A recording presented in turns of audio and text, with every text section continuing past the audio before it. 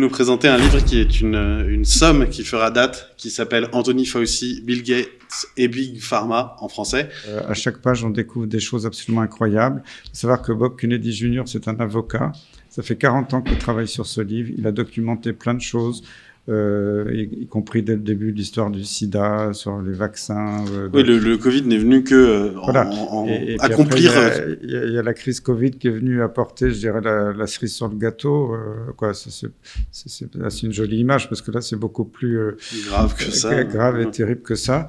Et j'étais totalement impressionné par ce livre, qui fera date dans l'histoire, parce qu'il va servir aux juges, hein, parce que ce qui est impressionnant, c'est les dizaines et les dizaines, voire les centaines de pages de références. C'est-à-dire tout ce qu'il dit est prouvé. C'est un avocat, il lance pas des choses en l'air, et c'est absolument incroyable, et il dénonce toute la corruption qui a eu lieu dans le domaine de la santé publique aux États-Unis, mais les États-Unis contrôlant un petit peu tout le monde de la recherche dans le monde, contrôlant les journaux scientifiques, à coups de milliards, comment on a pu corrompre tout un establishment médical et scientifique dans le monde entier pour détourner toute la recherche vers les profits de Big Pharma. C'est ça un petit peu en résumé, mais c'est absolument impressionnant. Et quelquefois, j'avais eu des doutes par mon expérience personnelle dans le sida, dans d'autres domaines, sur la vaccination, alors le Covid encore plus. Mais là, quand on voit qu'il apporte des preuves absolument intangibles, il y a eu, par exemple, il cite que certains experts américains ont mené des études totalement frauduleuses en Afrique. Ce sont des Africains qui étaient considérés comme des cobayes, sans aucun consentement éclairé, qu'il y a même eu des morts qui ont été cachés sous le tapis, avec des choses absolument horribles, et que tout ça... Il y a eu il lance pas ça en l'air. Il y a eu des rapports de l'AFD aux États-Unis, d'autres instances officielles qui ont dénoncé ça.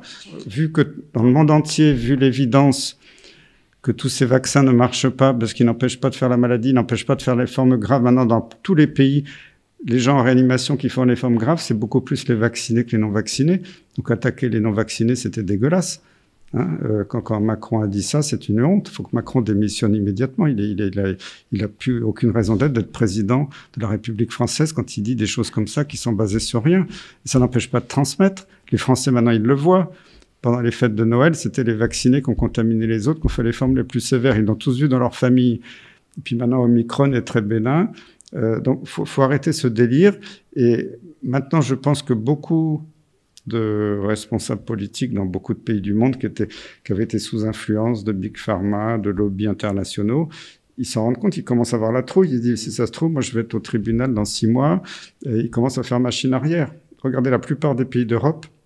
Ça a commencé par l'Europe de l'Est, l'Angleterre, l'Espagne. De plus en plus de pays arrêtent les mesures, arrêtent le passeport sanitaire, même arrêtent totalement la vaccination. Quand vous lisez ce livre qui revient sur 40 ans de compromission militaire, politique, industrielle, pharmaceutique, médicale, et que vous le transposez à votre expérience française, est-ce que vous identifiez un moment où il y a eu une rupture, ou un point de bascule où vous vous êtes dit ce système est en train de partir en vrille, ou bien est-ce que c'était très progressif? J'ai commencé à être assistant dans le début des années 80, dans le milieu hospitalier. J'ai vécu l'arrivée du sida. De temps en temps, je me posais des questions. Il y a des choses Là, j'ai découvert des choses a posteriori. Et sur le VIH, par exemple, avec le docteur Jacques Lebovitch, malheureusement, il est décédé juste avant le premier confinement, qui était un génie, qui était à Garches. C'est lui qui avait alerté Montagnier et Gallo que c'était probablement un rétrovirus. Donc, Montagnier me l'avait reconnu. Il avait fait des traitements allégés de 4 jours par semaine du traitement antirétroviral après avoir cassé le virus, un traitement d'attaque quotidien. Après, on peut tout à fait alléger le traitement. Il faisait 4 fois par semaine, même avant de mourir, il faisait 2 fois par semaine, même 1 fois par semaine avec certains cocktails de médicaments chez beaucoup de malades. Alors, les 2 fois par semaine et 1 fois par semaine, ça n'a pas encore été validé par les études scientifiques, mais le 4 fois par semaine, maintenant, est complètement validé.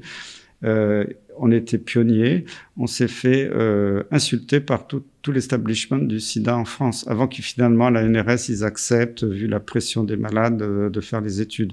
Donc déjà, j'ai dit, tiens, il y a quelque chose qui colle pas. Si on va compte, parce que pour Big Pharma, donner moitié moins de médicaments dans la semaine, voire le quart des médicaments, c'est des milliards de pertes. Donc ils ont tout fait pour bloquer, c'est évident. Moi, si je me suis battu aussi énergiquement et rapidement sur le Covid, c'est que j'avais déjà 20 ans de combat sur la maladie de Lyme. Et à la fin, je m'étais même opposé aux autorités, à mes collègues, aux sociétés savantes, parce qu'ils étaient sous contrôle total de ces lobbies. Donc voilà, donc j'avais déjà, même si lui, il parle pas trop de la maladie de Lyme dans son livre, mais j'avais déjà pris conscience que des lobbies financiers, puis avec peut-être d'autres intérêts politiques, pouvaient contrôler la médecine. Et ce qui est terrible, c'est que les grands journaux médicaux sont sous influence, les instituts de recherche sont sous influence, y compris les sociétés savantes. Donc je n'ai plus aucune confiance dans ce monde qui est devenu totalement pourri. Il faudrait vraiment refaire le ménage pour revenir à une recherche saine.